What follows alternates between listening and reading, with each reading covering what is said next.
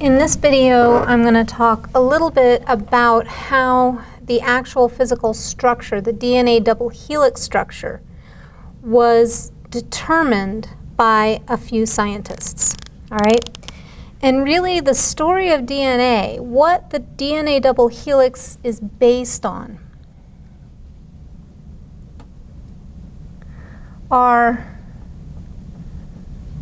X-ray diffraction photos of pure DNA that were taken in the 1940s and 1950s time frame, all right?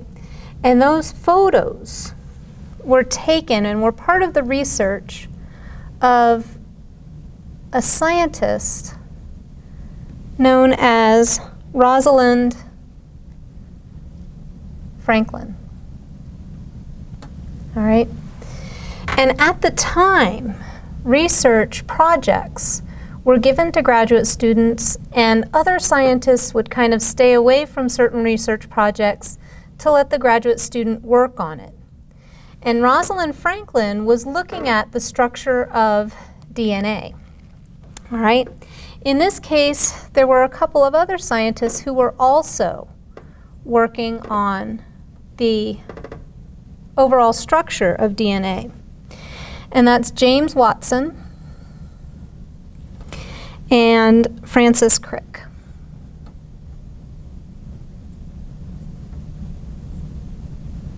Oh, I think it's a C. Crick. Okay? And James Watson and Francis Crick were working on this problem, as was Rosalind Franklin. All right? And it came about one day, and this is really kind of a long, convoluted story, and I'm not going to go through all of it, although I do have a link in the PowerPoint if you want to learn a little bit more about this story. The kind of abbreviated version are Watson and Crick saw Rosalind Franklin's data. They saw her X-ray diffraction photos. And from those photos, they were able to determine that DNA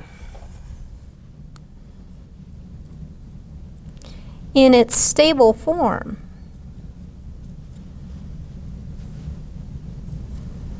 formed a double helix. All right? And prior to that, that concept hadn't been kind of figured out. Now, based on that, Watson and Crick published their findings, okay? But in their publication, they didn't acknowledge Rosalind Franklin, all right? History shows that Watson and Crick are the two scientists who discovered DNA being the double helix. But really, without the data that Rosalind Franklin generated, Watson and Crick would have taken a lot longer potentially to figure out that structure. So what happened was in 1962,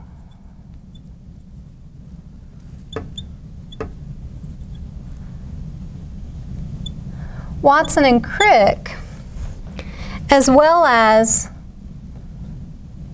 Maurice Wilkins, who was the advisor to Rosalind Franklin, okay, were awarded the Nobel Prize, okay, for their work in figuring out DNA was the double helix, okay? So they figured out and published their findings in 1953, okay? So between the research being done and being acknowledged by the Nobel Committee, there can be a good amount of time in between there. And what happened, Rosalind Franklin ended up developing lymphoma. So she developed cancer. And she passed away before 1962. And with the Nobel Prize, you can only be awarded the Nobel Prize if you are still living, all right? But it is widely acknowledged by the scientific community that had Rosalind Franklin been alive, she also would have been awarded the Nobel Prize, okay? Because she was no longer alive, the scientists whose lab she did the work in that's going to be Maurice Wilkins, was also acknowledged with the 1962 Nobel Prize, okay? And that Nobel Prize, really what that is, are for scientists who make groundbreaking discoveries. What I kind of compare this to are the Oscars, all right?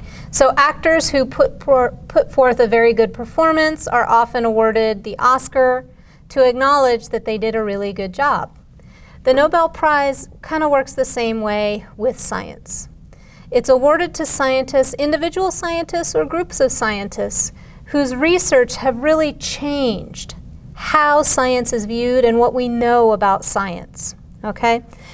There is more than just science that's associated with a Nobel Prize. You're probably aware of that. There's the Nobel Peace Prize, there's the Nobel Prize in Economics, there's medicine and physiology, which is what Watson and Crick won their Nobel Prize in. Physics, chemistry also have Nobel Prizes, all right? So essentially what this is, it's like the Oscars for nerds, and the prize on that, at least at my last check, was 10 million kroners, all right, which is the Swedish currency, okay?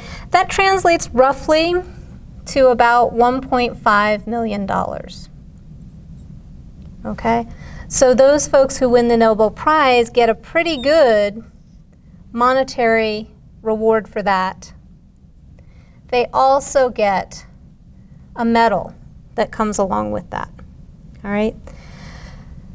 But really with DNA, the reason I bring this up is because of the role of women in science, okay?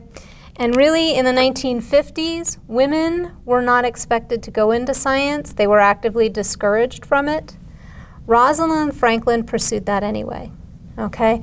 So the part of the story that I always want to make students aware of is that with any scientific discovery, you may see some people credited for it, but no, there are very oftentimes other scientists who did work on that topic as well who aren't acknowledged, okay? Now, in terms of that, with how society has progressed, women scientists are much more accepted today, and that's a good thing, okay? But the story behind DNA and how it was discovered really kind of has some interesting twists and turns to it. So if you want to learn more about it, I've got the link in the PowerPoints for you to go to. You can follow that whole story, all right? If you're also interested, there is a book called The DNA Double Helix that kind of follows the story during the 1940s and 1950s when the research was done, all right? If you have any questions, please let me know.